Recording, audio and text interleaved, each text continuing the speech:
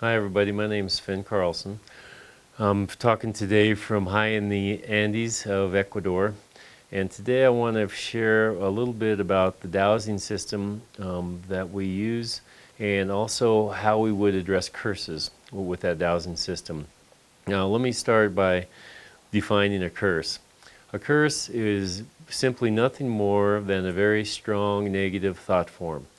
Now, a curse can be given or received in this lifetime. It can be given or received in previous lifetimes. We've all quite likely given a curse in this lifetime or previous lifetimes as well as received them. The thing about a curse that's important to address is when we get a curse in a previous lifetime, when we go through transition and reincarnate, we don't necessarily get a clean slate. So curses can be multi-generational, or we will bring them on from previous lifetimes. In previous lifetimes, curses used to be extremely popular.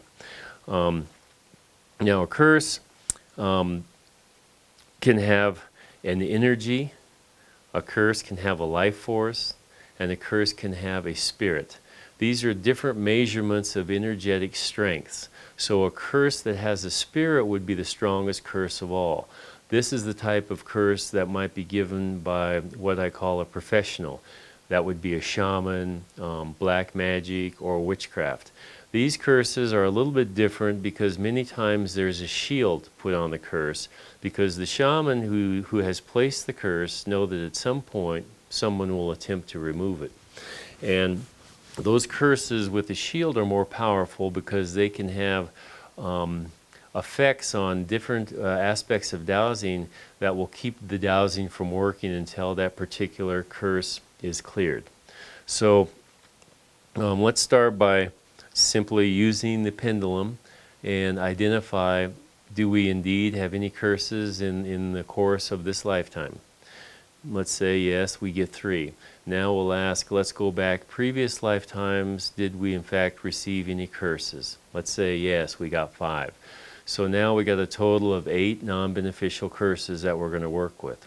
The mantra that we use when we're getting rid of a curse would be banish the spirit, neutralize the energy, deactivate the life force, scramble the frequency, throw them over to the other side into the light of fire to be dealt with appropriately so they can have no ill effect on you or anybody else from this moment forward.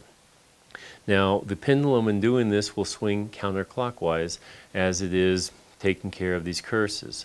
Now, one thing that we recently learned was we also like to take care of curses that we ourselves might have given, possibly current lifetime, possibly previous. So there's a high likelihood that most of us have done this at one point or another.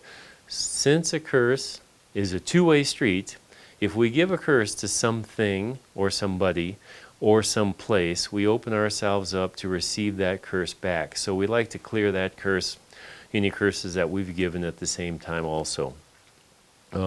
Once the curses are cleared, they're cleared forever. If it's a multi-generational curse, it can help the entire family or whoever it is that we're dealing with.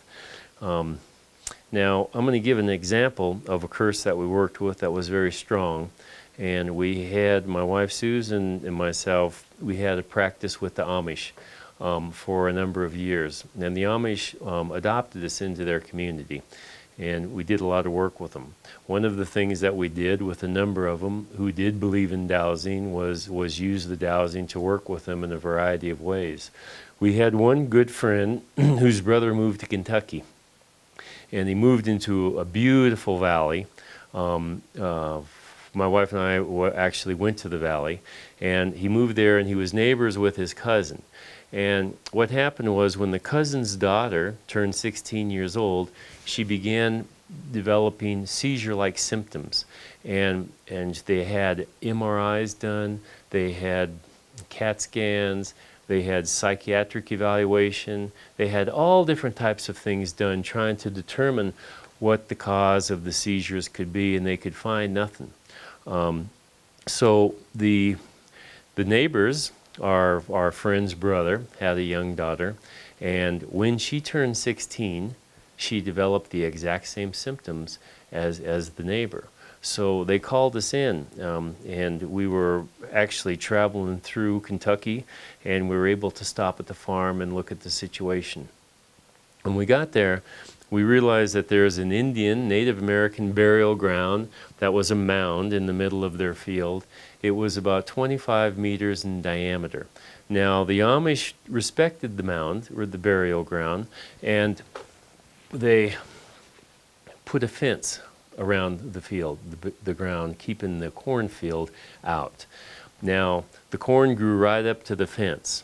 So we went through some detective work to determine what was going on, and we discovered there's a curse on the land. The Native Americans that had lived there previously, I don't know when, a ways back, had been gone through basically a slaughter. And there was a young woman we discovered around 16 that was badly traumatized during this slaughter.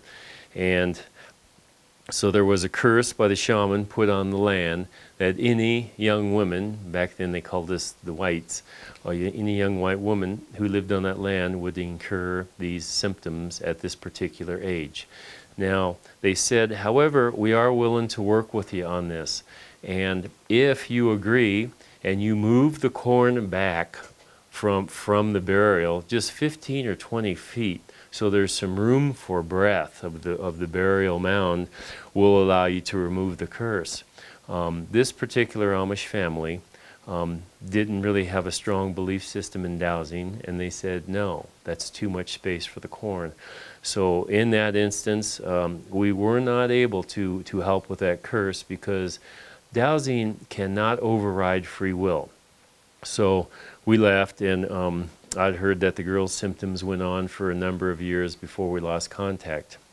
Now, many times a curse can be put on a property, and there can be no structure there.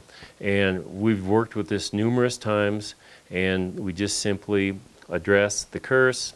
If there is, and if it is, we simply remove the curse. Now,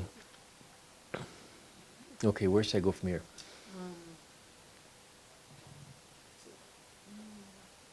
Just the ease of, I guess, I don't know, removing a curse, the power of removing a curse and how things can go forward. Yeah. Okay. How that So I just wanted to share, using the Taoism system, that a curse is actually quite simply easily removed. It's just knowing the exact verbiage and how to work with it. And it can be of great benefit to a lot of different folks when this manner is addressed in the way that we've shared with you. So from Crystal Mountain Healing, thanks very much for your time. Have a great day.